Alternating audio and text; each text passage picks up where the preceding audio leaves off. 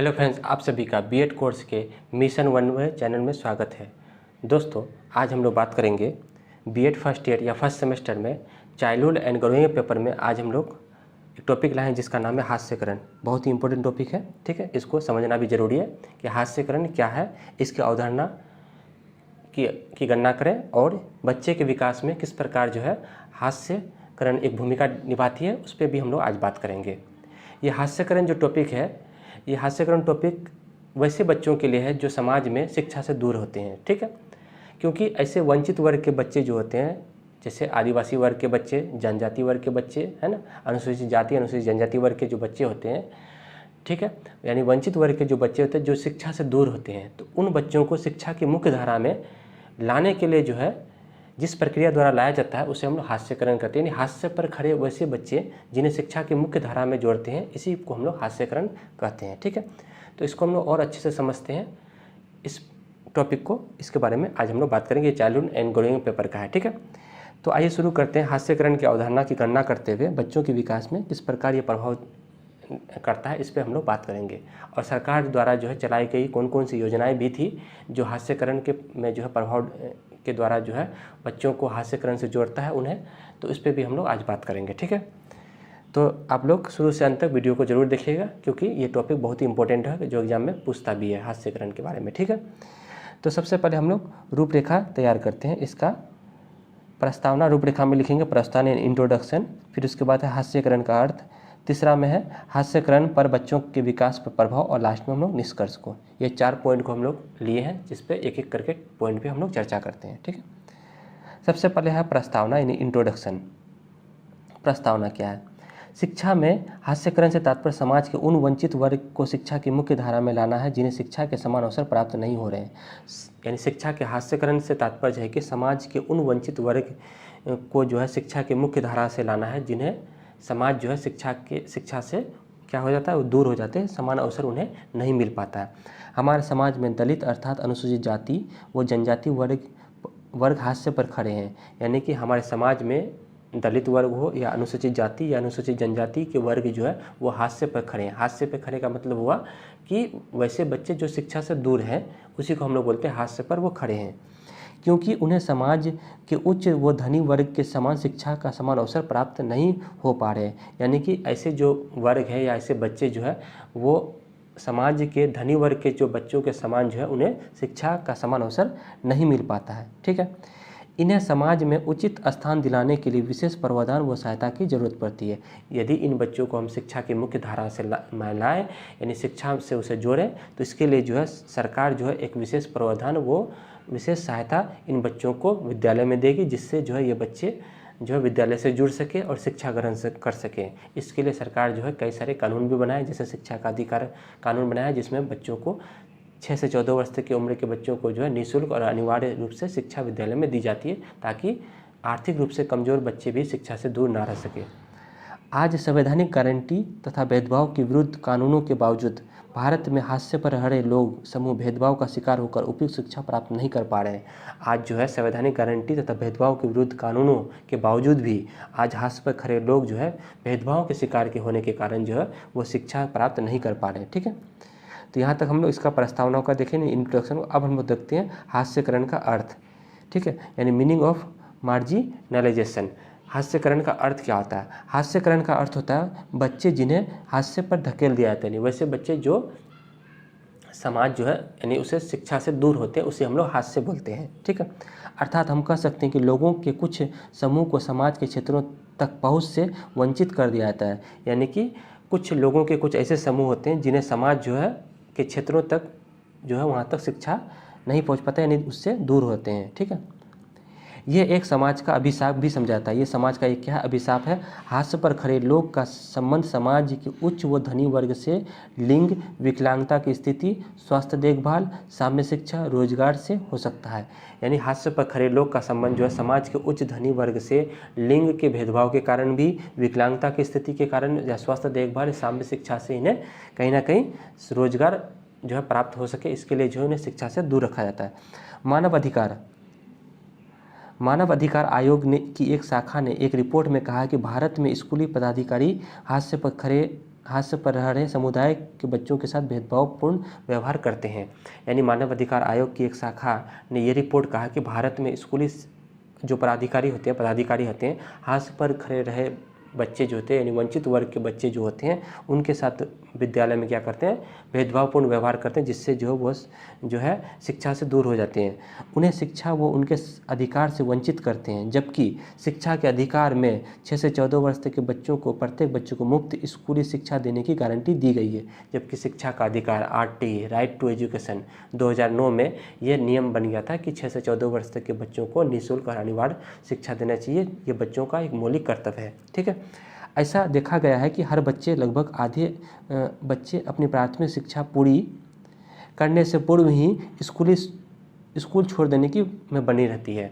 यानी कि ऐसा देखा गया कि ऐसे वंचित वर्ग के जो बच्चे होते हैं या आधे बच्चे जो होते हैं प्राथमिक शिक्षा पूरी करने से पूर्व ही वो स्कूल जो है क्या कर देते हैं, छोड़ देते हैं। ठीक है, पुराने ज़माने से चली आ रही परंपराएं हास्य पर रह रहे लोग समूह भेदभाव का शिकार होकर शिक्षा प्राप्त नहीं कर पा रहे हैं। यानी कि पुराने ज़माने से कई सारी परंपराएं चलती आ रही है ना, कई सारे जो है भेदभावपूर्ण जो है परंपराएं चल रही है, जिसके कारण जो है इस वंचित वर्ग के जो समाज है ये जो है शिक्षा से दूर हो जाते हैं और कहीं ना कहीं पीछे रह जाते हैं। ठीक है, स्कूल में जाति धर्म लिंग के आधार पर हो रहे भेदभाव आचरण का समर्थन करते हुए दलित आदिवासी तथा मुस्लिम समुदाय के बच्चों को पढ़ाई कक्षा में सबसे पीछे या फिर अलग कमरे में बैठने को कहा जाते हैं। यानी कि धर्म के आधार पर, जात के आधार पर जो है जो भेदभाव किया जा रहा है उसके आधार पर जो है ऐसे जो समूह होते हैं वो कहीं ना कहीं क्या होता है, समाज की मुख्य धारा से जुड़ नहीं सकते हैं और वो शिक्षा से कहीं ना कहीं दूर हो जाते हैं। तो इसके लिए जो हास्यकरण पर खड़े बच्चों के लिए जो कौन कौन से विकास पर प्रभाव पड़ सकता है, इस पर हम लोग फिर आगे वाला टॉपिक पे बात करते हैं। ठीक है, हास्यकरण पर बच्चों के विकास का प्रभाव क्या है। शिक्षा का अधिकार कानून में कहा गया है कि 6 से 14 वर्ष तक के बच्चों को निःशुल्क अनिवार्य शिक्षा दिया जाना चाहिए। यानी शिक्षा का अधिकार में कानून में ये कहा गया है कि 6 से 14 वर्ष तक के बच्चों को निःशुल्क और अनिवार्य शिक्षा दिया जाना चाहिए। ये उन बच्चों को जो बच्चे स्कूल छोड़ चुके हैं अथवा बड़ी आयु के बच्चे जो कभी स्कूल गए ही नहीं, ऐसा कारण ये है कि अप्रवासी कामगारों के बच्चों को देखने को मिलते हैं। यानी कि ये जो है उन बच्चों को देखने मिलते हैं जो आदिवासी अप्रवासी बच्चे जो होते हैं, जो कामगार वाले बच्चे होते हैं, वो क्या होता है अधिकतर जो है स्कूल गए ही नहीं, या स्कूल जाने तक ही जो है वो फिर बीच में स्कूल जो है छोड़ देते हैं, यानी शिक्षा आधे अधूरे छोड़ देते हैं। ठीक है, जिनमें से बच्चे दलित व आदिवासी समुदाय के होते हैं, ऐसे बच्चे अपने माता पिता के साथ काम की तलाश में रहते हैं, जो लंबे समय तक विद्यालय से वंचित रहते हैं। ऐसे बच्चे जो है अपने माता पिता के साथ जो है काम की तलाश में रहते हैं और लंबे समय तक विद्यालय से दूर रहते हैं। इसका कारण है कि ऐसे माता पिता जो है अपने आर्थिक रूप से कमज़ोर होते हैं, तो इसके लिए जो है वो बच्चे के जो है इस माँ बाप का सहयोग करते हैं, काम करते हैं, उसके साथ काम में हाथ बटाते हैं। ठीक है, तो ऐसे बच्चे जो है काम की तलाश में माता पिता के साथ जो है शिक्षा से वो क्या हो जाते हैं, दूर हो जाते हैं। ठीक है, समय पर वो विद्यालय से वंचित रहते हैं। प्रत्येक शिक्षा विभाग का कर्तव्य है कि ऐसे बच्चों को समाज की मुख्य धारा में जोड़ा जाए। सरकार द्वारा हास्य पर खड़े अनुसूचित जाति व जनजाति के लोगों को शिक्षा के लिए निम्न योजनाएं शुरू की गई है। प्रत्येक शिक्षा विभाग का ये कर्तव्य है कि ऐसे बच्चों को शिक्षा की मुख्य धारा से जोड़ा जाए, विद्यालय से इन्हें जोड़ा जाए। इसके लिए सरकार जो है जहाँ तक हो सके सरकार जो अलग अलग योजनाएँ बनाई जाती है, जैसे सर्व शिक्षा अभियान बनाया गया है, मिड डे मील बनाया गया है, बच्चों को वहाँ पे विद्यालय में उन्हें पुस्तक मिल सके, वहाँ पे पढ़ने की हर एक सुविधाएं मिल जाए, है ना, पौष्टिक भोजन मिले, उसके लिए जो है मिड डे मील योजना चलाई गई है, जिससे उन लोगों को शिक्षा से में किसी भी प्रकार की कोई दिक्कत ना हो सके। ठीक है, चलिए आगे बढ़ते हैं। पहला नंबर योजना बनाया है उसका है सर्व शिक्षा अभियान। सर्व शिक्षा अभियान यानी जिसको हम लोग SSA कहते हैं, सर्व शिक्षा अभियान यानी 2001 में आया था। ठीक है, सर्व शिक्षा अभियान, इसमें प्राथमिक स्तर पर सहायता प्राप्ति से वंचित पिछड़ी बालिकाओं हेतु अतिरिक्त संसाधन मुहैया किया जाता है।